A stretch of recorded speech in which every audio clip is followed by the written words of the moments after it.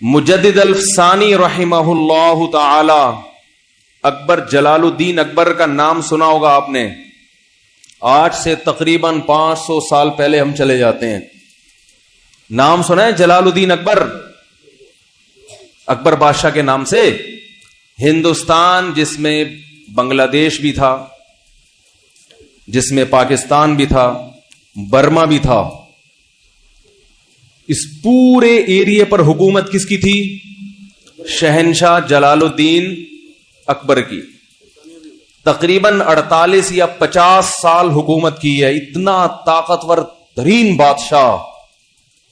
آپ اندازہ لگاؤ، اتنے بڑے خطے پر، جس خطے کو انگریز سونے کی چڑیا کہتا تھا، بر صغیر،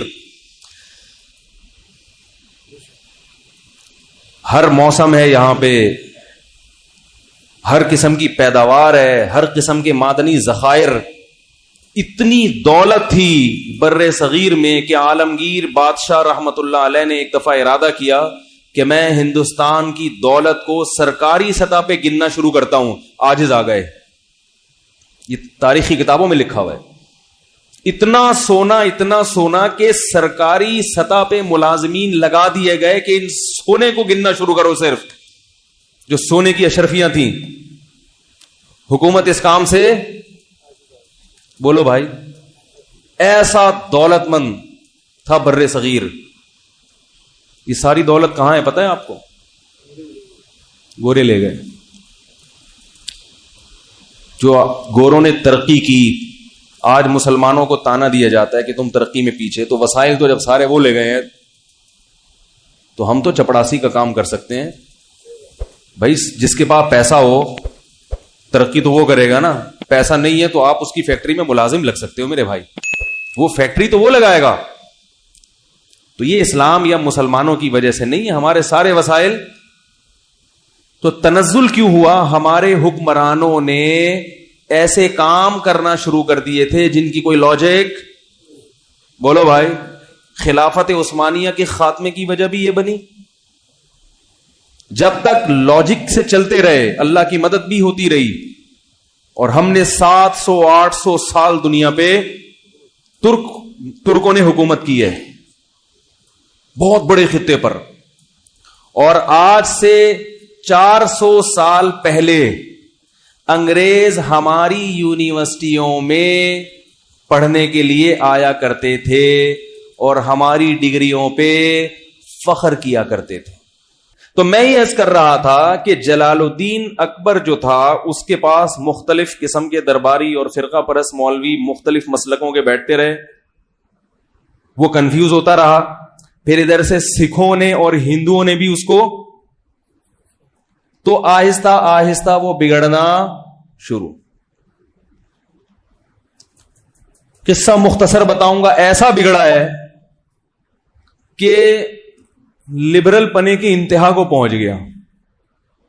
اس نے کہا یہ سب صحیح ہے. اگر کہتا سب غلط ہے تو بھائی حکومت غلط لوگوں پہ کر رہے ہو تم. ٹھیک ہے نا، بادشاہ کا کام ہوتا ہے نا سب کو جوڑ کے چلنا. تو اس نے کہا سب کیا ہے؟ صحیح ہے. اسلام بھی ٹھیک ہے اور ہندو بھی ٹھیک ہے، سکھ بھی ٹھیک ہے. بیزار آ گیا دین اور مذہب سے، یہاں تک کہ ایک وقت آیا کہ کلمے کا اس نے انکار کر دیا. اب جو علماء تھے، جو اہل حق تھے، انہوں نے جلال الدین اکبر کے خلاف فتوے دینا شروع کر دیے، کیونکہ اس نے واضح لفظوں میں کفر کرنا شروع کر دیا تھا. خنزیر کی پوجا کرنا شروع کر دی اس نے، خنزیر کی عبادت.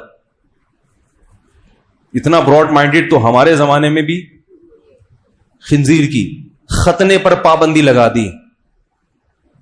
بہت سارے الٹے کام کہ آج روح کانپ جاتی ہے. ایسا ہو گیا تھا. تو جب اس نے کفر کرنا شروع کیا اور بالکل واضح، تو علماء نے اس کے خلاف، بولو بھائی، بغاوت ہو نہیں سکتی تھی. اتنا طاقتور تھا کہ ذرا سی اس کو بھنک پڑ جاتی، اس کے سر قلم. بہت پاورفل آدمی تھا. 48 سال جس نے حکومت کی ہو معمولی تو نہیں ہے نا. اور بادشاہوں کے خاندان میں پیدا ہوا ہو، حکومت کرنا جانتا بھی ہو. تو نتیجہ یہ نکلا کہ آہستہ آہستہ ہندوستان میں جو عدالتوں میں اسلام رائج تھا وہ بھی عدالتوں سے ختم ہونا، کیونکہ پہلے حکومت خراب ہوتی ہے، پھر لا چینج ہونا شروع ہو جاتا ہے. علماء اس کے خلاف ہو گئے. کوئی عالم اگر اس کو سمجھانے کے لیے، بادشاہوں کو جب بھی سمجھایا جاتا ہے تو پہلے ان کی عزت اور تعظیم، بادشاہ کو سمجھانے کا وہ طریقہ نہیں ہوتا حکومت کو سمجھانے کا جو ایک ملازم کو سمجھانے کا ہوتا ہے. کیا خیال ہے بھائی؟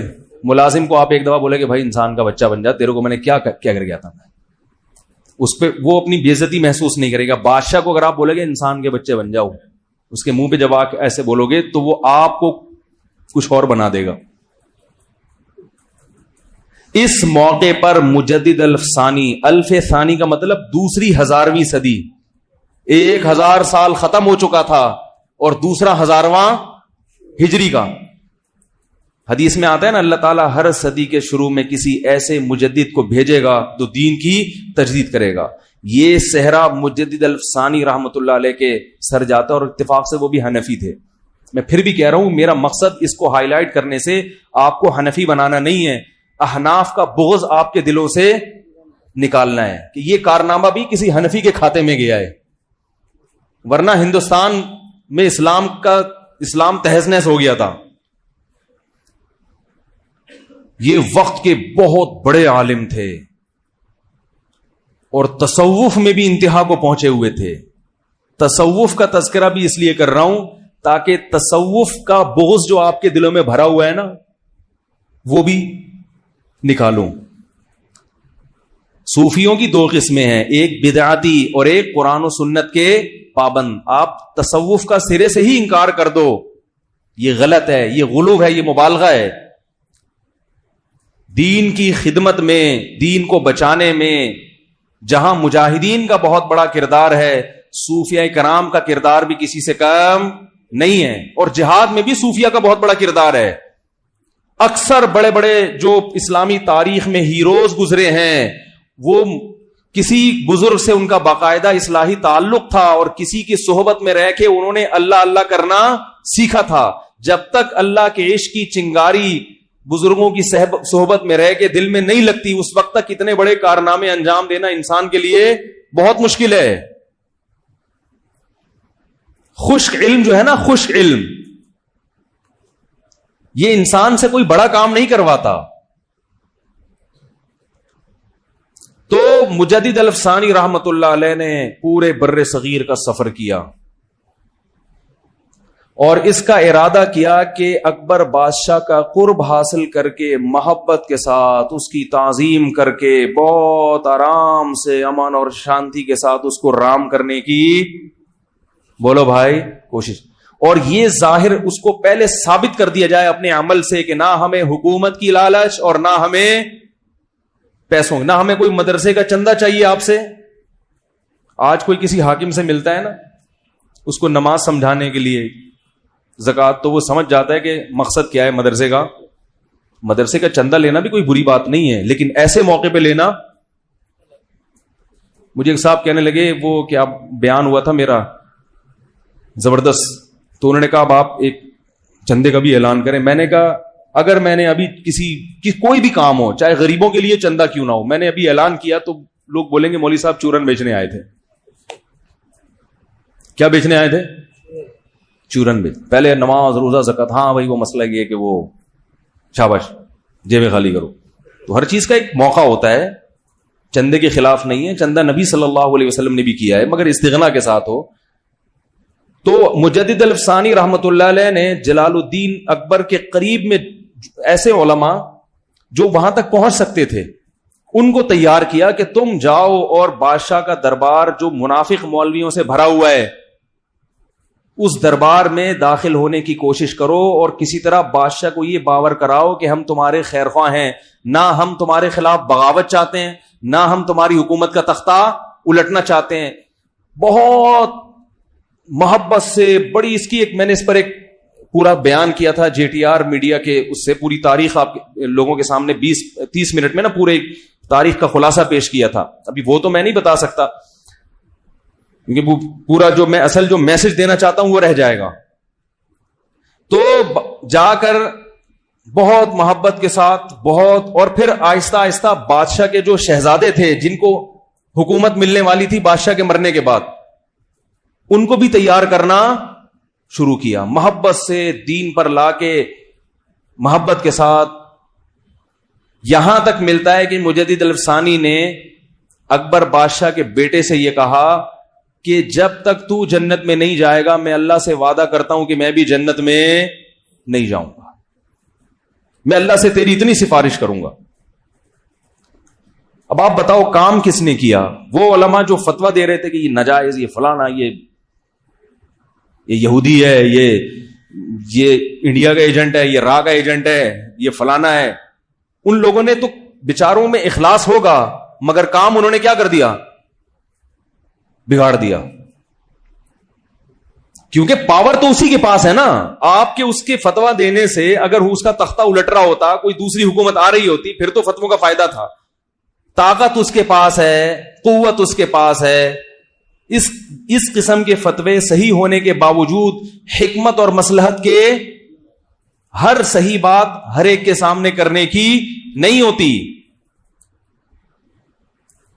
تو مجدد الافسانی رحمت اللہ علیہ نے ایسی پوری ٹیم تیار کر لی علماء کی جو حکومت کے دربار میں داخل ہونے میں کامیاب اور بادشاہ کی نظروں میں قرب حاصل کرنے میں کامیاب. بادشاہ کو یہ احساس ہو گیا کہ یہ لالچی لوگ نہیں ہیں. کہا جاتا ہے کہ اکبر جو خنزیر کی پوجا کیا کرتا تھا، ختنے پر اور پابندی لگائی اور اسلامی شعار پر پابندی لگائی، مرنے سے پہلے کلمہ پڑھ کے دنیا سے رخصت ہوا ہے. لیکن وہ کام نہیں کر سکا جو اس نے خرابیاں پھیلائی تھیں. اکبر کے بعد جب اس کے بیٹے کے ہاتھ میں حکومت آئی ہے تو وہ نسبتاً اکبر سے، کیونکہ اس پہ محنت ہو چکی تھی. جو تبلیغ والے جا کے پاؤں پکڑتے ہیں نا، مالش والش بھی کرنے لگے ہیں، ٹھیک ہے نا. ہمارے ایک استاذ کہہ رہے تھے دیکھو بھائی بھائی کرتے کرتے پوری دنیا میں سب سے بڑی تنظیم بن چکی ہے، پوری دنیا کی سب سے بڑی تحریک. نہ کوئی بیچاروں کے پاس دلائل ہوتے ہیں، نہ حدیثوں کے حوالے ہوتے ہیں، نہ قرآن کی آیتیں ہوتی ہیں، صرف اخلاق اور بہت سیدھی دعوت کہ بھئی کلمہ پڑھا ہے، ہم سب نے کلمہ پڑھا ہے، کچھ ہماری ذمہ داری بنتی ہے، بس اس سے آگے آتا بھی نہیں ہے کچھ. اس کا یہ مطلب نہیں ہے کہ تبلیغ والوں کو علم نہیں حاصل کرنا چاہیے.